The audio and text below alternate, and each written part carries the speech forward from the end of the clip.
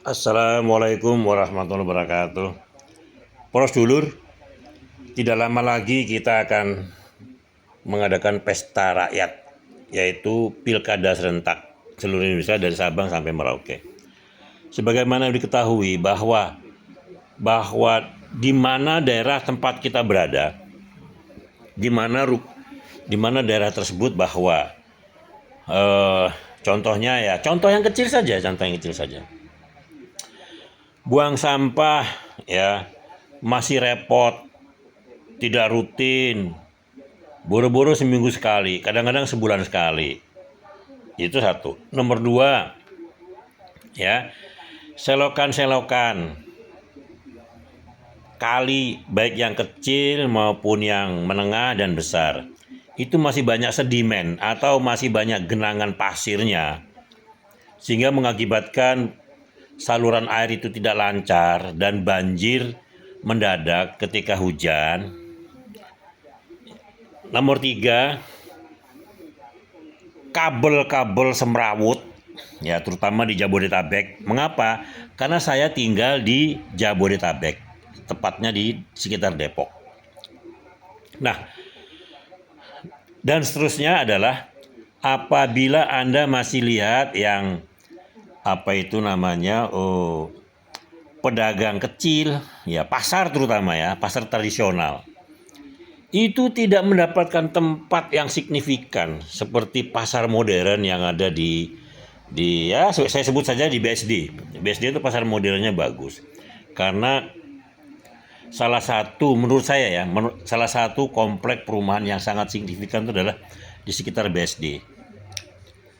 Nah, mestinya pemerintah kabupaten kota ya, ini saya bicaranya nih Jawa Barat ya, karena Jawa Barat adalah salah satu jumlah penduduk yang terbanyak di Indonesia. Ada 50 juta orang di Jawa Barat. Ya, lantas apalagi? Nah, pedagang-pedagang kaki lima yang banyak berserakan di sekitar Jawa Barat tidak rapi. Ya, contohnya ya di puncak itu digusur perumahan dari pertengahan puncak sampai puncak itu ketika wali kotanya itu PLT, ya, ketika wali kotanya PLT pelaksana tugas berani membongkar karena nothing tulus. Nah, yang terpilih sudah 2 kali tidak berani melakukan apa-apa karena ketika mereka ingin melakukan sesuatu yang terbaik bagi lingkungannya untuk merobohkan bangunan-bangunan yang tidak ber-IMB.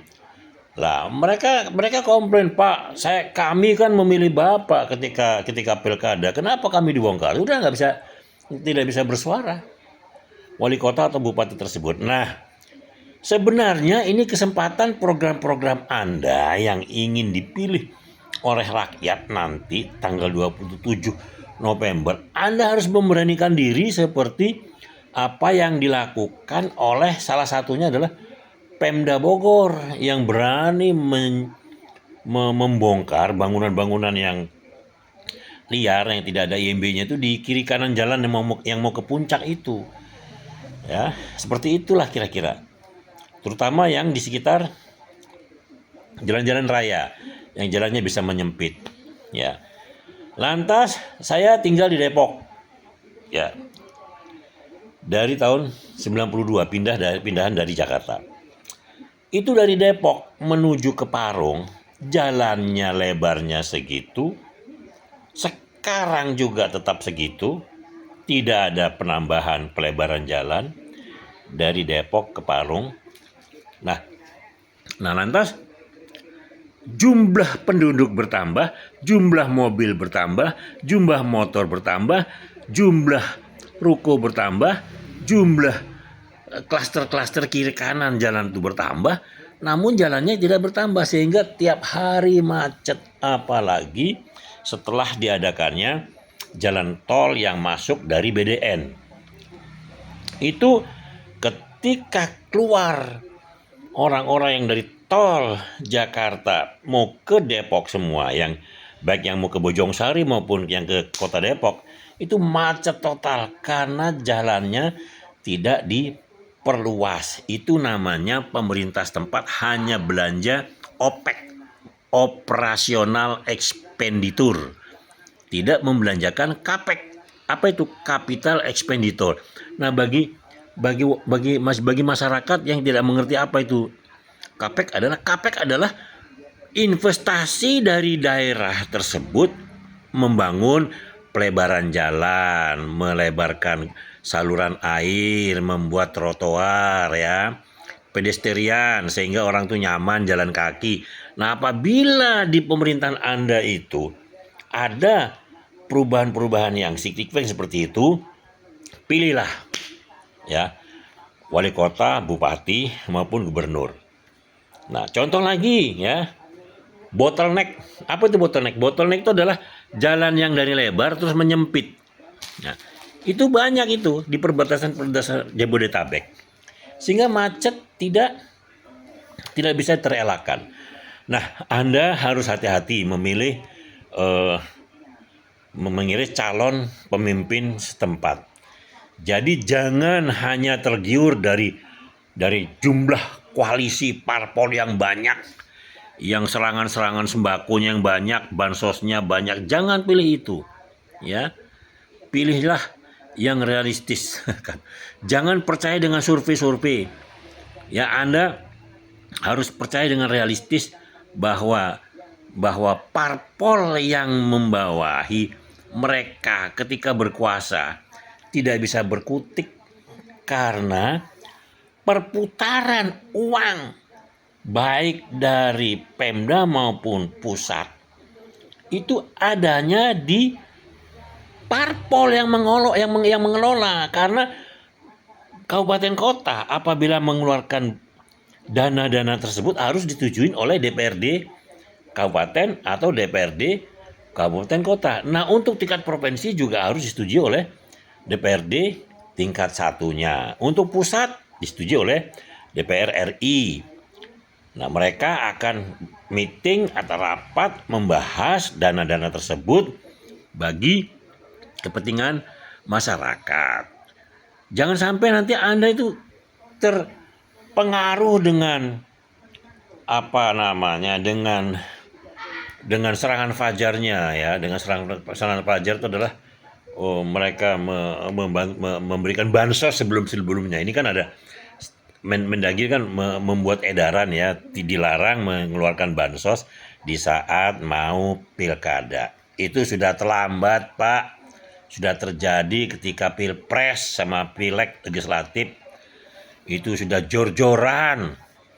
Ya, ada bantuan sosial yang dibagikan dari depan istana, itu gendeng gitu. Gimana itu jawab seperti itu? Saya juga perlu bantuan, tapi bantuan yang bagaimana yang harus kita emplok, bantuan yang bagaimana harus kita makan. Jadi rakyat harus punya prinsip.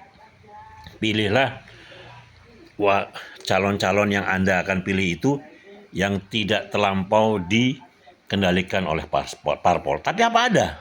Susah juga ya. Semuanya begitu, kecuali di DKI ya. DKI itu ada 3 calon. Jadi ada 3 calon yang nomor 1 dari PDIP murni sendiri, nomor 2 calon independen, nomor 3 dari yang kumpulan parpol penguasa. Nah, ini yang paling gawat. Karena DKI itu adalah DKJ, daerah khusus Jakarta, bukan ibu kota lagi. Daerah khusus Jakarta. Itu adalah APBD yang terbanyak di Indonesia. Satu provinsi APBD-nya bisa sekitar 80 sampai 90 triliun.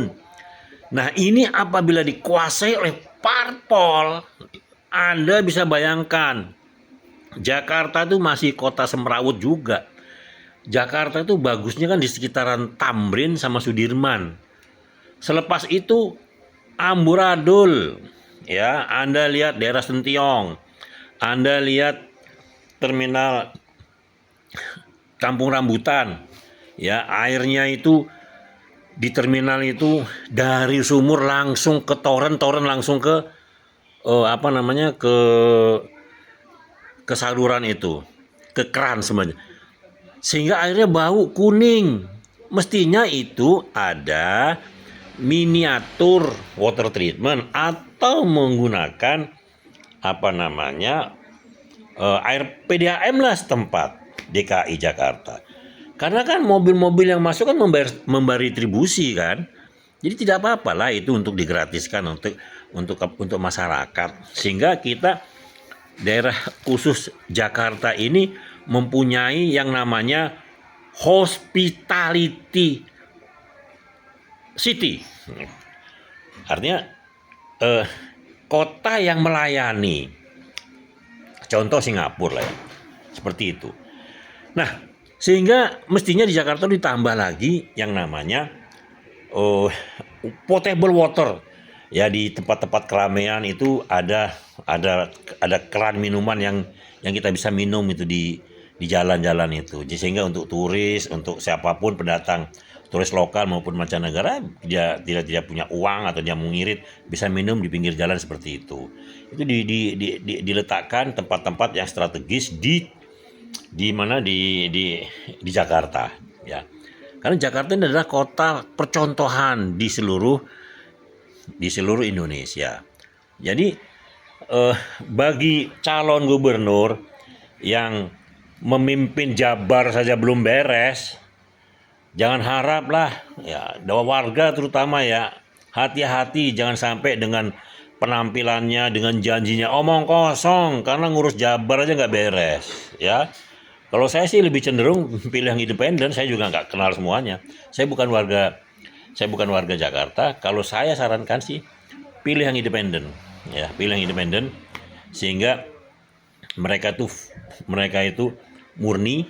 Dan seandainya nanti yang bersangkutan tuh ada masalah dengan mengeluarkan biaya yang dari Pemda setempat dijegal oleh parlemen, ya sih diumumkan aja secara terbuka oleh masyarakat, sehingga nanti kan masyarakat bisa tahu, ini loh saya punya program yang dijegal oleh DPRD tingkat satunya DKJ, sehingga nanti biar masyarakat yang bertindak. Kalau tidak, saya tidak bekerja.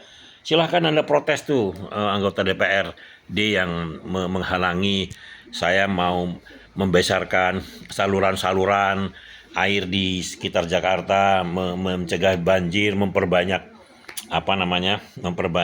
waduk-waduk seperti itu. Lantas memperbanyak waduk-waduk itu di tempat hilir dari Bogor, itu dibuat waduk. Karena Jakarta itu harus dibuat waduk sebanyak mungkin. Dan buatlah 3 jenis perumahan atau 4 mungkin ya. 1 flat, nomor 2 apartemen, nomor 3 itu kondominium ya, seperti itulah. Nomor 4 adalah perumahan flat, perumahan 1 lantai. Itu kan tempat-tempat orang elit lah, seperti di mungkin sekitaran Pondok Indah, Menteng dan sebagainya. Yang sudah well established sudah dibiarkan saja seperti itu. Nah, di daerah-daerah yang padat seperti daerah Sentiong, daerah Kampung Melayu, daerah Grogol, itu dibuatlah sebanyak mungkin yang namanya flat. Flat itu ya kotak saja ya kan, dibuat sebanyak mungkin. Nah, Pemda bekerja sama dengan pusat, belilah tanah-tanah yang signifikan untuk dibangun ya. Nah, apabila ada masyarakat yang tidak punya rumah ya tinggalnya di situ ya, rusunawa lah ya, seperti itu. Oke, saya rasa segitu saja nanti dari saya. Hati-hati untuk memilih calon kepala daerah. Jangan sampai Anda tergiur dengan bansosnya, dengan kaosnya, dengan hadiah-hadiah lainnya. Omong kosong itu, karena mereka bagi itu ada juga dari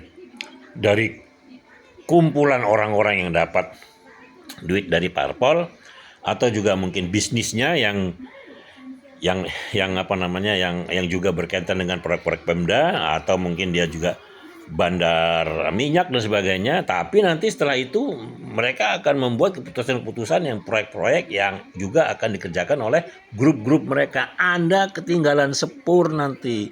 Lapangan pekerjaan juga tidak ada, peluang-peluang pekerja juga tidak ada. Oke, sekian saja. Mungkin nanti akan saya sambung lagi video saya. Oke, terima kasih. Wassalamualaikum warahmatullahi wabarakatuh.